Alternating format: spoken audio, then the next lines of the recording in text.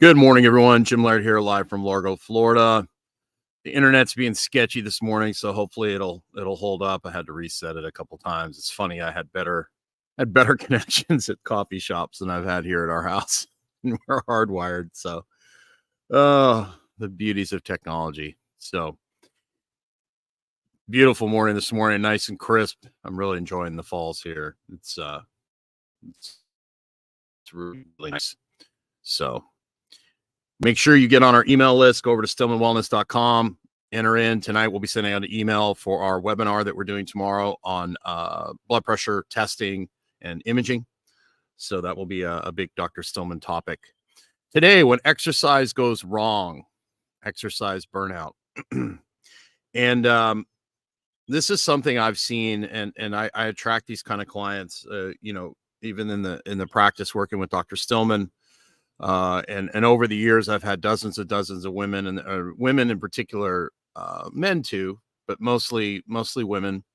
It usually the conversation starts out something like this: I'm tired, I'm fatigued, I don't really know why, I don't have any energy, I can't eat enough food, or I've lost my appetite completely. And then we start having a conversation, and I ask about exercise, and they say, well, I'm not really, I don't really exercise that much or that hard. And we start asking more questions. Well, how many classes a week are you doing? Well, I'm doing 2 of these classes, which are kind of like this. And then I'm doing 4 or 5 of these other classes that are hit based. Oh, really? So how long are they? They're 40 to 50 minutes of 30 seconds on, 40 seconds of something, 15-second rest for 40 minutes, 4 times a week. Okay. How does that make you feel? I feel great while I'm doing the class, or I feel great while I'm doing the spinning class. I feel great while I'm doing the class, but then after the class, I feel good for about an hour, and then I feel horrible. And the only time I have energy is when I train hard. And I've noticed I need more caffeine. I need to be yelled at more by an instructor. I need to get into a class where the instructor has more energy. And so people will dig themselves this hole where they get into a point in a situation where the only time they feel good is when they exercise. And it has to be high intensity exercise, because they're seeking that hit, that cortisol, kind of hit from the exercise. And what happens is over time, they've just neglected their self-care, or they've done too much high intensity work, and they just can't recover from it. And so we have to have this conversation about, okay, we need to change the style of your training. We need to do more lifting. We need to start doing more walking. We need to start doing more relaxing. We need to start eating, more food, and getting more sleep, and getting more rest. And then we start having conversations about, okay, so what are you using? A lot of people will say, you got to understand exercise is a stress. And people will tell people that are highly stressed to go work out. And that can be a good strategy until your body doesn't have the resources to do that anymore. And that's what I did. I managed stress and I managed trauma from my past with hard exercise and sports. And then there comes a time where your body just doesn't have the resources to do that anymore. So we need to start having a conversation about, okay, so what are you managing? What are you using exercise to, what are you covering up, or what are you using exercise to deal with? Are there some things in your past you need to deal with? And we start having these conversations. Why can't you sit quietly? Well, I just, when I sit quietly, I get all these things in my head that start coming up that I just don't feel comfortable dealing with. And so we got to basically, the first thing we got to do is we got to get the person to exercise at a more reasonable pace, and get them to understand that you don't have to do a 40-minute HIIT class to get results. You might only need to do, 4 minutes on an Aerodyne bike, 10 seconds hard, 20-second rest for 1 or 2 rounds of that after you lift some weights. That might all you need to do. You might not need to do an HIIT for a while. Metcon or HIIT, it's incredibly powerful, but it's also incredibly demanding. And if you're not getting the sleep and the rest that you need, and then if you don't have the aerobic engine to recover from that, like you need to have a good aerobic engine, a good aerobic base, low level activity in order to handle that intensity. But most people, we overuse the things like HIIT and a lot of those things over time when you're doing these high intensity, classes, all they really do is just really increase your appetite. And so people that do them a lot, they end up just going to the store and they end up eating a bunch of junk because they think they just burned it all off. And so this is pretty a common theme I see over and over again. People using stress to manage stress. And there's nothing wrong with training. And there's nothing wrong with, obviously managing stress with something like exercise is probably better long term than something like alcohol. But both can be a negative, So understanding what your body needs and giving your body the resources it needs to be in a good place so it can handle training is something that a lot of people they fall into a trap where exercise almost becomes an addiction, and I see this very, very common. This is very common in the people that I attract in my coaching practice. It's very common in medical practice. When I started working with Dr. Stillman, he had 2 or 3 different people that weren't getting results they needed and or getting the results they wanted, and it was like, I just don't understand why. And after a 5-minute 10-minute conversation, you've got somebody who's addicted to exercise.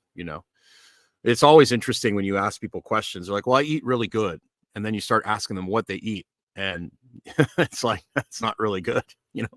Or my exercise program isn't that hard. That's usually the first red flag when somebody says to me, I said, what's your training program like? So what kind of stuff are you doing? Well, it's not that big a deal. It's only 4 days a week. Well, what exactly are you doing in those sessions?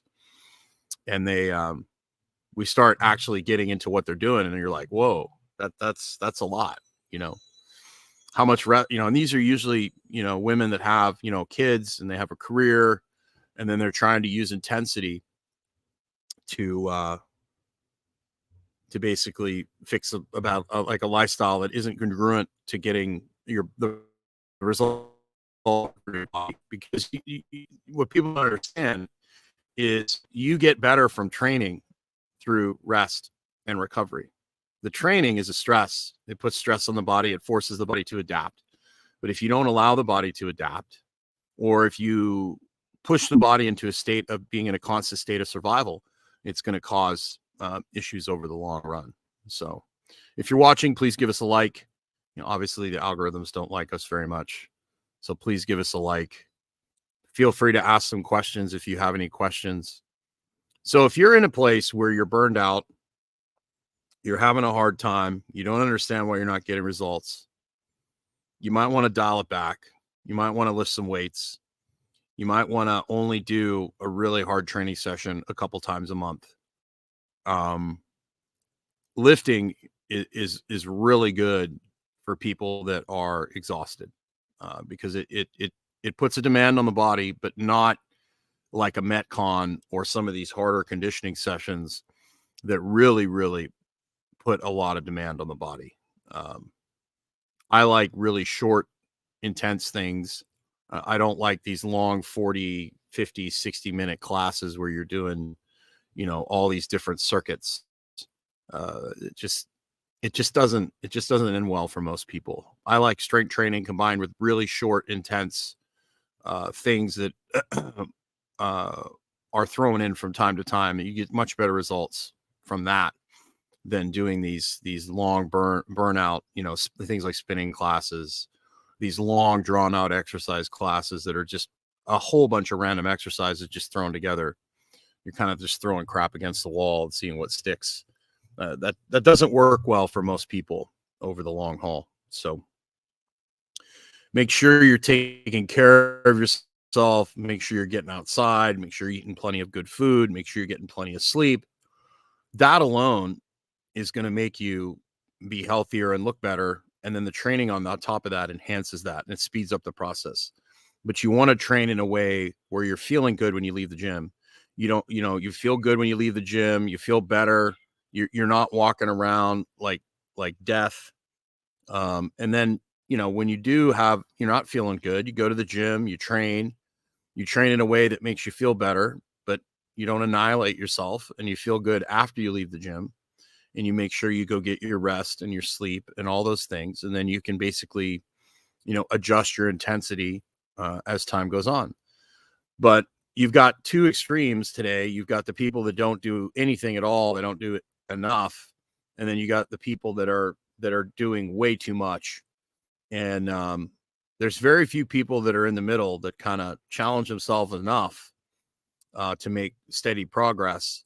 There's very few people that, and that's why, I have a job, right? To help guide people and to teach people from some of the mistakes I've made. So there's some quick thoughts for you. I hope you guys have a great day. Make sure you get outside today. Make sure you put yourself first. Treat yourself well so you can choose others if you help others if you choose to. It's important. I mean, the relationship you have with yourself, the relationship you have with your body, you need to treat yourself well. You need to treat your body well, so it can perform for you. That's basically the bottom line. So have yourself a great day. Make sure you